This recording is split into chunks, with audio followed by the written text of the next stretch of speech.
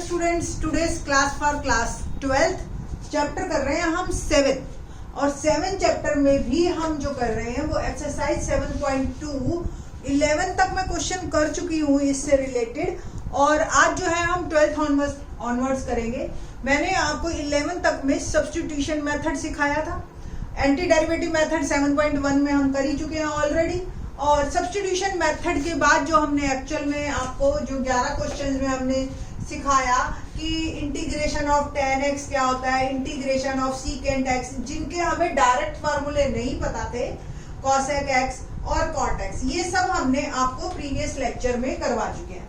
आज जो हम करवाएंगे 12th ऑनवर्ड्स वो पॉलिनोमियल फॉर्म में करवाएंगे। अलजेब्रिक एक्सप्रेशंस के जो है वो किस तरीके से हैं और आपको कैसे जज करना है हमने ये बताएंगे कि हम कैसे जज करें कि किसको हम सब्स्टिट्यूट करें कि हमारा dx dt में चला जाए। क्वेश्चन नंबर 12 क्या है, इंटीग्रेशन ऑफ, क्वेश्चन बुक में दे रखा है, इंटीग्रेशन का साइन नहीं है और dx नहीं है आपके पास बुक के अंदर, उनमें ये लिख रखा है ऊपर इंटीग्रेट द फॉलोइंग फंक्शंस। तो ये फंक्शन दे रखा है आपको, इंटीग्रेशन का साइन और dx आपको खुद लगाना है। ओके ना, इंटीग्रैंड कहते हैं हम इसको। इंटीग्रैंड इन सारे क्वेश्चंस में आप देख रहे हो, इन दो पर्टिकुलर ये तीसरे में भी, कि आपको जो है अलजेब्रिक एक्सप्रेशंस की फॉर्म में दे रखा है। क्वेश्चन नंबर 12 देखते हैं हम। अब आप देख रहे हो इसमें मैं आपको हमेशा एक हिंट दे रही हूँ कि जो भी ब्रैकेट में है यानी कि बाइनोमियल फॉर्म में कोशिश करो उसको टी पुट करने की ताकि वो सिंगल बन जाए, मोनोमियल बन जाए। अब प्रॉब्लम ये है कि x क्यूब को मैंने अगर t पुट कर दिया, सपोज अभी कर नहीं रही मैं, ठीक है, तो x5 बाहर पड़ा है। x5 को क्या मैं लिख सकती हूँ x cube into x square, है ना।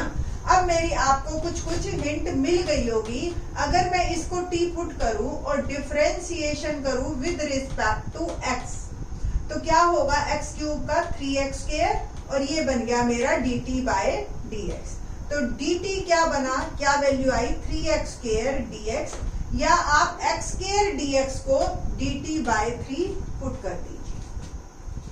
ओवरऑल मेरा इंटीग्रेशन की जो फॉर्म आएगी वो क्या आएगी, ये मेरा t पुट हो चुका है t की पावर 1/3, ठीक है जी, और x स्क्वायर dx ये तो मेरा चला गया dt बाय 3 में।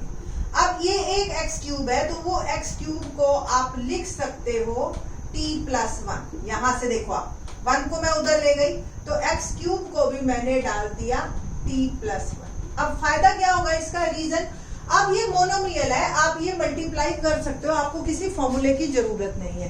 तो ये सारा जो स्टेप हमने किया वो सिर्फ इसीलिए किया ना। इंटीग्रेशन ऑफ 1/3 इसको बाहर निकाल दीजिए और t की पावर्स को ऐड कर दीजिए। देखिए मल्टीप्लाई जब करते हैं बेसिस सेम हो, एक्सपोनेंट्स लास्ट क्या कहते हैं, पावर्स आर एडेड।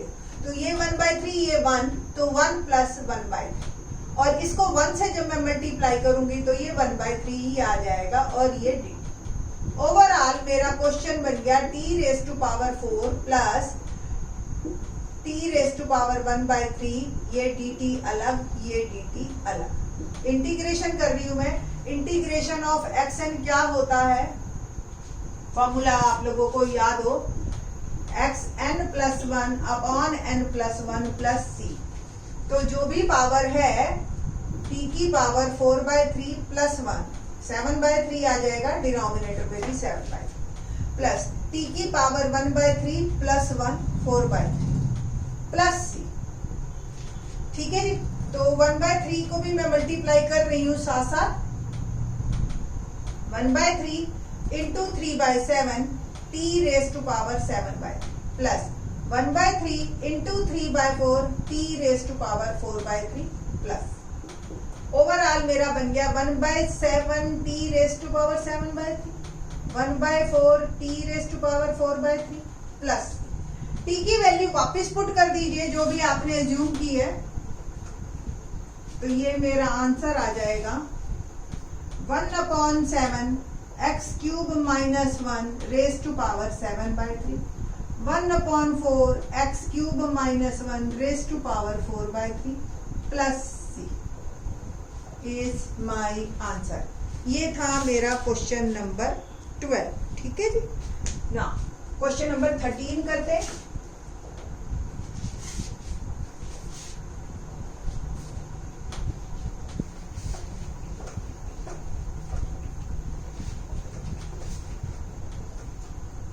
बस आपको ये देखना है, इसमें तो 13 क्वेश्चन तो बहुत इजी दिखाई दे रहा है मेरे को। रीजन, अगर इसके अंदर मैं ब्रैकेटेड टर्म को देखूं तो क्यूब है और स्क्वायर ऊपर पड़ा है, एक पावर अगर हमें मिल गई इट मींस वो डिफरेंशिएशन में चली जाएगी। तो very simpler one, 13th question, let 2 + 3x cube is t। ठीक है, differentiation with respect to x, 2 का 0, 3 as it is, x cube का डिफरेंशिएशन होगा 3x², और ये हो गया dt/dx। यहां से आप x² dx को dt/3 3 9 नीचे ले आएंगे।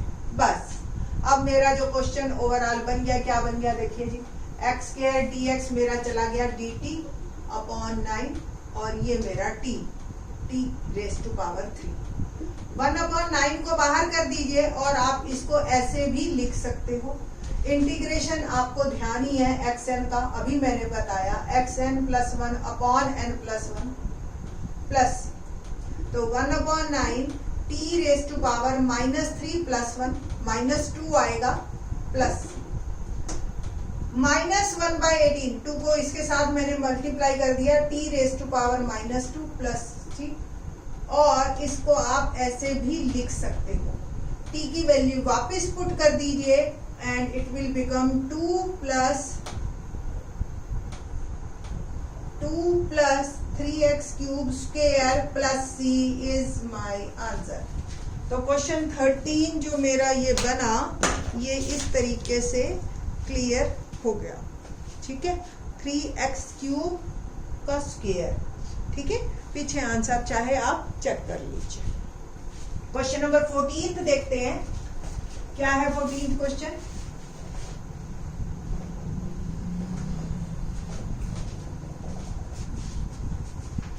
ये और भी आसान और आपको दिख ही रहा होगा कि अगर मैं log x को t पुट करूं तो dx/x dt में चला जाएगा मेरा। देखो आप पावर भी दिखाई दे रही है कि इसी को ही t पुट करना है मेरे को। तो differentiation with respect to x, log x का डिफरेंशिएशन क्या होता है, 1/x dx = dt/dx लिख लो आप। थोड़े दिनों में आपको ऐसे आदत पड़ जाएगी लिखने की, आगे की एक्सरसाइजेज में तो आप 1/x dx ऐसे भी लिख सकते हो आप। ठीक है, जैसे log x का हो गया 1/x, फिर x का dx, t का dt, ऐसे भी लिख सकते हो। ठीक है, ओवरऑल मेरा जो क्वेश्चन बना वो dx/x मेरा चला गया dt में, और ये आ गया t raised to power m। Overall मैं इसको लिख सकती हूँ t raised to power -m dt, और फिर मेरा इंटीग्रेशन का फॉर्मूला बन गया -m+1, और ये भी -m+1 प्लस, तो -1/1 -m आप इसको लिख लो। ठीक है, और t raised to power 1 - m plus, t की वैल्यू वापस पुट करती हूं मैं, दैट इज log x और 1 - m प्लस। ये आंसर भी आपका बिल्कुल ठीक है, और अगर आप इसको डिनोमिनेटर में लिखना चाहते हो तो डिनोमिनेटर में m-1 करके लिख लो। क्वेश्चन नंबर 14 ये था हमारा कंप्लीट। आसान था ये तो, सब्स्टिट्यूशन मेथड आप अच्छी तरह से प्रैक्टिस कर लो। मैं ये नहीं कह रही हूँ बिल्कुल कि भी पहले 20 क्वेश्चनों में वो आएगा, आपके टीचर क्लास टेस्ट लेगी तो वो दे सकती है, बट इनकी अगर आप प्रैक्टिस नहीं करोगे ना तो आपको आगे की एक्सरसाइज के क्वेश्चन नहीं क्लियर होंगे कि भी सब्स्टिट्यूशन हम कैसे लगाएं। क्वेश्चन नंबर 15 देखते हैं। x dx आपको दे रखा है और 9 - 4x²। अब तो आपको बिल्कुल क्लियर हो गया होगा कि मैं डिनोमिनेटर को पुट कर दूं अगर t, तो 9 का डिफरेंशिएशन करूं विद रिस्पेक्ट टू x, ये 0 और ये -4 और x² का हो गया 2x और x का फिर dx, और ये बन गया dt। ठीक है जी, कुल मिला के x dx क्या आ गया dt/-8। देखो 4 2 8 आया -8। बस अब मेरा इंटीग्रेशन क्या बना, dt अपॉन -8 और ये हो गया मेरा t। -1/8 को बाहर निकाल देती हूँ और ओवरऑल आ गया 1/t dt। बट अब थोड़ा सा ध्यान रखना है, 1/t आपका t की पावर -m फॉर्म में नहीं जाएगा। रीजन, अगर आप इसको +1 करोगे डिनोमिनेटर में 0 आ जाएगा और ये हमारी इनडिटर्मिनेट फॉर्म है। याद आया आपको 1/t का इंटीग्रेशन क्या होता है? 1/x dx का इंटीग्रेशन होता है log x प्लस c, है ना। तो -1/8 log t, मॉड जरूर लगाना आप। रीजन, log जो है कभी भी नेगेटिव टर्म्स का नहीं होता है, तो आपने एक ऐसा x नहीं डाल सकते जिससे कि ओवरऑल ये t नेगेटिव हो जाए हमारा। ओके, तो log t plus c। Okay, तो ये आपका t की वैल्यू वापस पुट करेंगे और इसको आप अगर डाल भी रहे हो तो अल्टीमेटली जो इंटीग्रेशन होगा वो मॉड में आएगा आंसर, यानी कि वो पॉजिटिव हो जाएगा। ओके, तो ये मेरा आंसर है क्वेश्चन नंबर 15 का कि -1/8 log 9 - 4x² प्लस c। अब आपको अगर पीछे आंसर देखो, ये माइनस है। लॉग की आपको मैं एक प्रॉपर्टी याद दिला दूं, n log m होता है log m raise to power n। तो जो भी चीज मल्टीप्लाई में है वो पावर में जा सकती है। मैं सिर्फ इस माइनस को कंपनसेट करना चाहती हूं।